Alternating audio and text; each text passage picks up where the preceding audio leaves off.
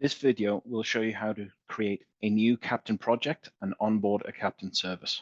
A Keptn project is a high-level logical container.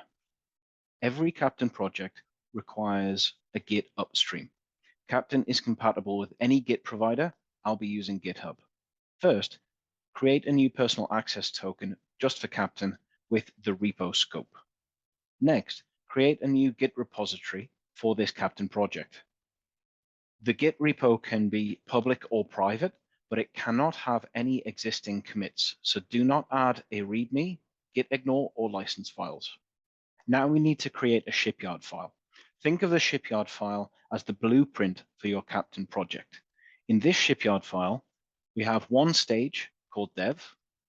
Within the dev stage, we have one sequence called deploy. And within that sequence, we have one task called deployment. Save the file as a YAML file. You can create Keptn projects via the Keptn Bridge UI that you're looking at now, the Keptn API, or the Keptn CLI command line interface. I will use the user interface. Click Create a New Project. Give your project a name. Add the upstream Git details.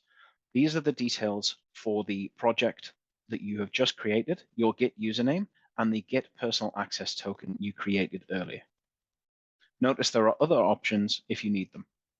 Scroll down to the shipyard section and upload your shipyard YAML file that you saved earlier. When you're done, click Create Project.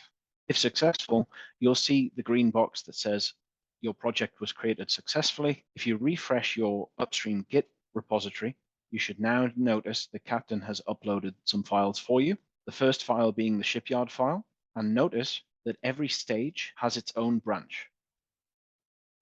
Within a Keptn project, you can create services.